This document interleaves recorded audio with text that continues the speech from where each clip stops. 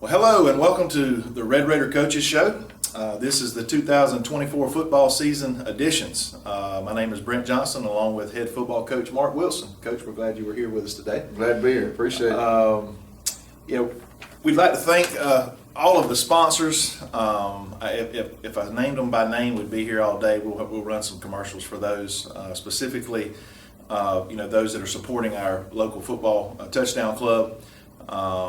And you'll see those advertisements as well throughout the football games, at home games, and various aspects of my broadcast on BCTV, Red Raider Broadcasting as well.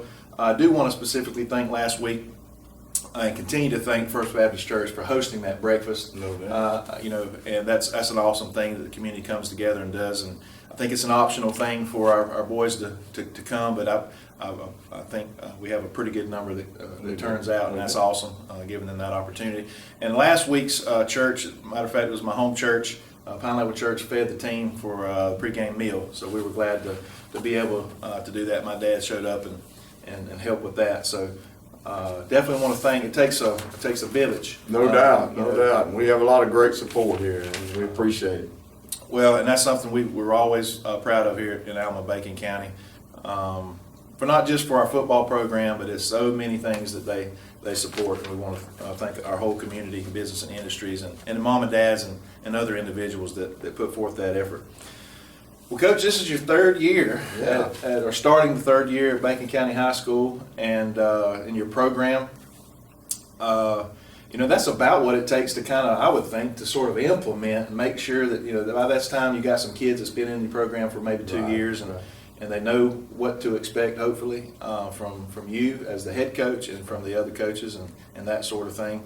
So, was it any different in the off season or through the summer this year? I think the spring and the off season was better because they knew what to expect and knew how to be there and knew the offense or defense that we were running from the previous year. So, that aspect. The middle school kids, we had a good class come up with that, so we got about 18 of them, so it was a big class, so they sort of had to learn a little bit, but our seniors have done a good job leading their juniors, so they've done a good job leading to get them in the right way. We've got one of the larger senior groups we've had. We do. I think we've got 12, so they've done a good job leading, and they've been with us, through the last couple of years, and it like you say, it takes a while to get that ingrained in them, and the work ethic and the things that we not that anybody else did anything different, but just the way we say it or do it. So. Well, it's personalities. That's right. That's the biggest thing from coaching staff to coaching staff. No doubt. And I know one thing I want to point out. I appreciate, and I know our community appreciates, you and your mentality and how you go about your business and how you treat these boys and this coaching staff and how you represent our community where you go and how you speak and. I appreciate it on behalf of everybody that I know appreciates it. Well, I appreciate it. I get fired up a little bit sometimes. Well, but that's football. We always tell them we're going to coach them hard. We're going to love them harder. That's right. That's right. They need it. They need a slap on the butt once in a while, but sometimes you got to grab a hold of their something. Well, we got some great kids, and we love them, and it's a rewarding for us also. Yeah, well, good. Well, we'll just jump right into. The kind of the season here, the scrimmage just snuck up on us, man. It was early. This season went by. I mean, the off season went by so quick. I think we had longer in June this year, and the dead week was later, seemed like, and then it's right there 3 weeks, and you're 3 or 4 weeks you're playing a scrimmage, so it did, and then the way the schedule sort of. We're playing the first couple 3 weeks, and then we have an off week later on. Usually, you sort of have one right after, But then we had the hurricane come up, and that sort of threw everything out of spin a little bit. So it's been a weird whirlwind for all of us from a school standpoint, and then again, naturally, it upsets the athletics because you can't practice. That's right. When you don't go to school, you don't practice and that sort of thing, and it's wet, during that storm and that sort of thing. So it was all upon us. Next thing you know, we're we're in the visitor stands at in Appleton County. So Exactly. give me your thoughts on. We won't spend a whole lot of time on the scrimmage, but give me your thoughts on that. Yeah, I game. thought the kids played hard. We got behind early, and we're able to come back and come back and make a tight game of it. But the kids played hard. That's what we were looking for. Looking to see who will get out there and compete, and what do we need to work on, those kind of things like that helped us out. The only bad thing is we had a week of 5 days, 6 days without practice after things, so we had to sort of go back and revisit it a little bit, but that was a little different. But other than that, I thought, kids played hard. Well, that's what scrimmages are for. You make some mistakes, and we saw some of that. And I think I saw you the day after. Just some minor discipline issues from whether it's just jumping off sides or a couple things after the whistle. But both teams, again, football is an emotional sport. I'm all about playing aggressive, and it's just part of the game. But yeah, when you're able to harness that and focus it, man. And that's what football teaches, life lessons. I mean, you're going to have hard times, and you got to know how to react to it, and that's what they're learning. That's right. So. That's exactly right. Well, Appleton County is a great football program. They've had something pretty special over there for the last few years. Again, a little bigger program. Have been like Pierce County for probably the past decade. And I think they lost a few kids, but they're going to be set to compete again. In their region and their classification. And so it's always fun to go over there and just, like I said, measure up, see where you're at. And we took what we learned from there, and we went to work and got prepared for Clinch County. Yeah, that's right. Clinch is a perennial powerhouse for single A football and have been for probably 3 decades total. Building a new school over there. I'm very proud for them. They wasn't quite finished with it when we got over there. Had some parking issues, but did y'all have to go back in the same? Oh my gosh, it was rough. And the pregame was pretty rough. I'll be honest with you, probably the roughest conditions we've had since I've been coaching 37 years. We got put in a closet and dust everywhere, and had to walk forever to get somewhere. It's just one of those kind of deals that you got to deal with. That's unfortunate, but hopefully next or 2 years from now, or whenever we go back over there, it'll be in a little better shape. But proud for them again, either way, for their school and that sort of thing. And again, you're talking about a program. Coach Dickerson, I don't know if you know him personally. I do. Yeah. He's back for. Is it just interim? I don't know. I guess see how he feels. I guess after this year, but he had a lot of success for well over a decade there, and then he retired, and then they asked him to come back for this. There's a lot of enthusiasm with that. He coached a lot of their daddies and a lot of their cousins and things, and when he came back, that sort of gave them a little bit of deal. And they got a good young team, and like I say, they got great tradition. Yeah. We just went down there and didn't play very well to start with. Turnovers. Well, our thing, we had a couple of seniors that had a little issues that had to sit out, and we started 5 sophomores on defense, but the defense actually held up all right, and our offense turned the ball over. So those kind of things. When you go play a team with that tradition, that they know how to win. They know how to win. That's right. And you can't do those kind of things. We talked about on the broadcast, myself and Coach Keck. When you make those mistakes like that, or you turn the ball, I don't care what sport it is, you turn the ball over, it makes it makes a good team worse and a mediocre team really bad. No doubt. You just don't have you got to. You can't do it, and if you're going to, especially go into somebody's territory and try to upset them, get a big victory. But I still felt all night long that we matched up well with that team. We did, and we fought hard through the whole thing. That's what we're looking for is play 4 quarters of football. It takes 5. We got to play 5, whatever it takes. But we never gave up and did those kind of things that got ourselves in a hole. But we tried to dig out of it, and that's what you're looking for when you get in that kind of spot. We want to play tough competition. But when we get going, because with the new power ranking systems, things like that, it's better if you play a tougher schedule. And we'll discuss the power rankings briefly at the end of the show for those of you that are not familiar with it. And it's going to be new to us, but yeah, you want to fill your non-conference, non-region schedule up with some teams that's going to potentially give you some extra boost there at the end of the year. But again, I'm like you. I was very pleased I was disappointed again, like you and everybody else, with some of the mistakes. But we scored late. The boys kept playing hard and made the game closer to what it probably, definitely should have been Yeah, right. overall. So this week we're going to head. Well, I ain't head nowhere. We're going to head right here to Red Raider Field. Yeah, I'm tired. We've been traveling. We're coming home tomorrow night. 7:30 kickoff against Telfair. Telfair County. Yeah. They always got a pretty solid club. Well, they got a good team. Coach Barson's done a good job. I think this is his 5th or 6th year in there, maybe more than that. It may have been a while, but he's done a good job building them up. I mean, they made the quarterfinals last year. Year before that, I think 2nd round. So they've got some good players and another good competition, great competition for us to, for us to get out there and compete against. So again, anything particular we need the fans at home can expect or look for? Yeah, I mean they're big, they're fast, they run spread offense, and defense they're more of an 8-man front defense, but they've got a all-state running back coming back. He's a big boy, and they got a couple of good receivers, but their line of scrimmage, they got all-state offensive and defensive tackles, so wow. They're big, and they may be a little bit bigger than Clint, so and we knew going into the thing. I mean, Clint's played in the semis and they played in the quarters, and we knew it's going to be one of them kind of deal. But that's what we want to do. I mean, we want to get to that point and get to where we need to be. That's right. And we're looking forward to it. We're young. We're in some of those areas, but we do have some size and guys that came up from 8th grade. We do, and we sort of got some older kids, but then some younger kids have to match up.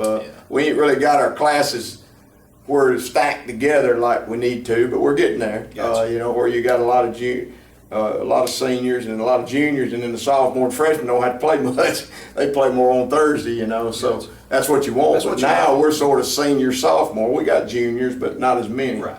And our sophomores having to play a good bit. So that's where we're at right now. But big freshman class coming up. So well, development that's a good problem. It is. We got some kids, and I've seen some of these kids. I remember watching them from middle school last year, running that jumbotron and middle school games, and like the one that just stands out for me, just good looking kid in uniform, and he got a few carries over in Appleton County, number 4, the Dixon kid. yeah, Keondrick, he actually got going on the kickoff return. They punched it up to us over there, and he ran back there and got it, about run it back. So he loves football and loves to get out there and compete, and so those are things. The young ones have got to learn though. I mean, they're used to playing a lot, and they got to learn. They got to bide their time a little bit, and that's hard for them when they come up. And hope we get some JV games going and to get them rolling, because they got to learn that kind of stuff. I told them, you got to think about it when they were in. What grade would they be in when they, if they were 8th graders? Well, they'd be in 5th grade, so they wouldn't even be out there. So they got to realize these guys have bided their time a little bit, and a little bit stronger, and so that's just what they got to learn. Well, that's good. That's good. Well, we've got some coaches that's been with you from the start. Your son, number 1, Matt, the offensive coordinator. Thad Williams is the DC. And Austin Wilder, who's a huge asset to us. He's special teams and linebackers, and he spends a lot of time in recruitment. And I'll put a plug in for him. He's not just doing it for football now, and now he's doing it for school wide, for any sport that our young men and women are competing in.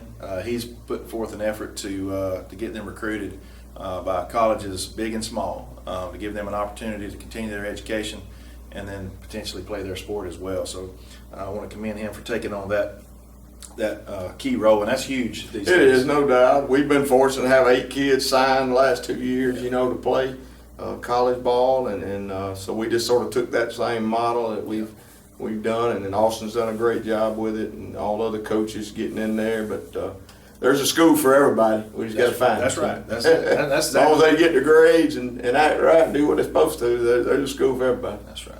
And then your younger son, Ty. Ty, yeah. He's a wide receivers kickers coach. We're glad to have him back. And then we've got 3 brand new guys. You maybe tell me just a little bit about these guys. Braden Griffiths. He comes from Appleton. He hails from Appleton County. Right, yeah. Offensive line. Offensive line coach. That's right. Yeah. So yeah, Braden's done a good job. Like I say, we got our 3 young coaches the first year in here doing it, but the thing I like about all 3 of them, they're high character, They love the kids. They fit in great with us, and we're sort of still learning each other. They're learning the kids and those things, but they'll be great assets. Moses Eason, and he's also played at Appleton and played at Iowa Wesleyan, and he's doing a defensive line, and then Bennett Arney. Bennett Arney, I think went to school here. He didn't play baseball. And I'll be honest with you, he's got in there, boy, and he's done a great job with our running backs and starting to build relationships, and just a great character kid, and you can tell he's been raised here, and we appreciate them. But I think they're going to be great, and our staff, got a good mix of some guys that's got some experience, and other ones, and my assistants have been good with them, and I think it takes you a while to get knowing everybody, but that's it's starting to click on that end too. So. Well, folks at home, if you haven't looked at our schedule for this year, it's changed. For the next couple of years at least, new region alignment. I'm going to just go down the list here. Our first region game won't be until the 20th of September, and that's going to be where we travel to Thomasville, Georgia. So Thomasville, we got Berrien County on the schedule in our region play. And one I really like, as we renewed an old rivalry, border rivalry with Jeff Davis. We have a new one, Worth County, down in Sylvester, Georgia. Fitzgerald High School, we played them a couple times in the regular season, but they're going to be in region play now, and then we'll wrap things up with Brantley at the end of the year. Yeah, it's region stack. We lost a couple of big ones. What was it, out of the frying pan into the fire? That's right. I think Thomasville beat Brooks by 20 the other night, so that'll show you. Brooks better better this year. Yeah, they were young last year, so we got to go down there, which is a great place, great atmosphere to play in. We'll enjoy that, and then I think Worth's probably going to have one of their better teams. I think they scored 50-something in a scrimmage against Cairo. So they got some real offensive weapons coming back. Fitzgerald. Perennial. Perennial. And then Jeff Davis coach has done a good job over there, and so that'll be and that's always a big rival game. So that'll be fun, and then Berrien's right next to us, and. We've been supposed to play them last year. We played them the year before, but the hurricane got us. And then Brantley, I think we play them in the middle school, so we know them. So that'll be a good. It's a good region, good fun region. Be a tough one though. Yeah, it's going to be tough. We talked about the point system. I forget. Power rankings. Power rankings. That's right. See if you can explain that just it's hard to explain a little bit. When I was at Taylor to school before I came here, we were on the power rankings for 3 or 4 years. And it goes on, it's a little bit different, but it goes on your region record and then the people that you play. So playing clinches, if they win a bunch, and then who they play, it sort of factors in the formula with it. And then what they'll do in our division, some of the regions don't have 4 teams. 4 teams out of our region are going to make the playoffs, but they'll rank them by the way they come in region. But then they could be 5, maybe 6 teams out of our region make it because other teams might not have but 2 in the region, and then whoever the power rankings are, then you go up on that to see who really makes the playoffs. So it really amounts to who you're playing and how you do against them. So there's a lot of regions I've noticed that you look at, it's a little deceiving. They may have 6, maybe 5 or 6 teams in the region, but 2 or 3 of them might be private schools. Well, in the private schools now they've taken out in the right. playoffs, and they play each other during the year, but not now. But right. I think 2 regions only have 2 teams in it that that are public school. That's right. So there's going to have to be 4 to 5. I think there may be 5 or 6 at-large teams that's going to have to bump in there. So the harder schedule you play and the better you play, you got a good shot at making a playoff. Getting in outside of the 4. Yeah, you can make it easy if you just do that. You'll be in. That's right. Now they do rank at this playoffs. Then they rank you at power rankings as 1 will play 32. That's right. So you need to still do well in that to get a better power. Okay, so they don't look at.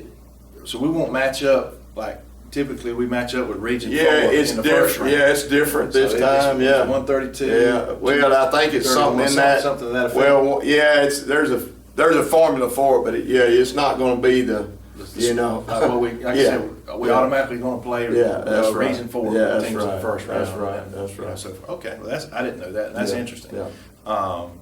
Well, I appreciate that short rundown there, and I appreciate your time here for this show. You know, he may join us again at another show throughout the season, but he loves to throw his younger coaches on the show with us, and we enjoy having them. But next week we'll probably have a couple of the coaches like last year on the show. But again, I want to thank Coach Mark Wilson for being here with us. Thank him for being a part of our program and continue to, again, to shape and mold these kids. Football is great, but preparing these guys for life and the ups and downs for the everyday stuff is huge, and I know that's what this guy's doing, and we certainly appreciate it here at Bacon County High School, and our community should too. So no doubt, we want to thank our Touchdown Club. They've been big, and all our sponsors. We've raised a lot of money this year for them, and we got a lot of new faces in there, a lot of middle school kids. Parents are coming up now with the high school, and they've worked so well. They're feeding us 3 or 4 times a week. We're getting into that, and you know, we appreciate it very much. Feeding the middle school, doing all that, and that's awesome. So it's a good deal. That's good. Yeah. Well, we hope to see you tomorrow night here at home, at Red Raider Field, big stadium here. You can't miss it when you're going down US 1. I hope to have a big crowd, opening crowd. We will be broadcasting live on the NFHS network, powered by Play on Sports on our Red Raider network. If you can't make it, or if you know someone that can't, they can tune in and watch that. But we want you here in the stands rooting for these Red Raiders, and our band is 115 strong. And the cheerleaders, again, a lot goes into this that supports a football program. And so, again, we appreciate you being there. So until next week, thank you for joining us on this week's edition of the Red Raider Coaches Show.